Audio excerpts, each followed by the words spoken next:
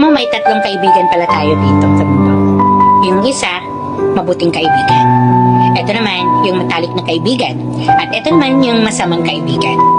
Yung mabuting kaibigan, ito yung mga kaibigan mo na alam yung storya mo, alam yung buong pagkatao mo, at alam yung buong kwento mo.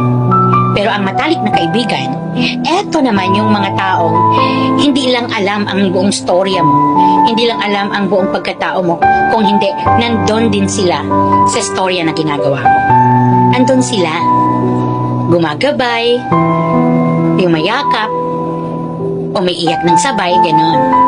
Pero eto yung mga masamang kaibigan, eto yung mga nagpapanggap. Nagpapanggap na alam nila ang buong storya, na alam nila ang buong pagkatao mo. Pero ang totoo, hindi. At sila pa ang gumagawa ng storya para maging masama ka sa iba. Kaya, alam mo, napag-isip-isip ko talaga na dito sa mundo, you have to think a million times before you give your trust to a certain person. Kasi hindi mo alam, yung magta-traitor pala sa'yo ay nasa tabi mo lang. Hindi mo alam, yung magta-traitor pala sa'yo ay nasa harap mo lang. Diba? Ganun lang. And kung may mga matalik na kaibigan dito sa mundo, bakit hindi tayo pwede maging matalik na kaibigan din? Kung sila nga, kaya nila maging matalik na kaibigan natin, bakit tayo hindi pwede ibigay din ang gusto nila na matalik na kaibigan? Alam mo, lahat ng mga tao ninanais yang magkaroon ng matalik na kaibigan.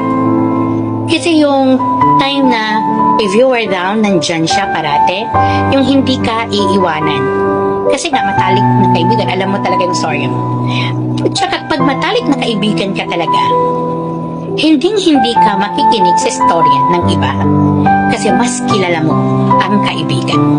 Kung hindi mo talaga kaya na maging isang matalik na kaibigan sa isang tao, pwede na yun, maging mabuting kaibigan ka na lang.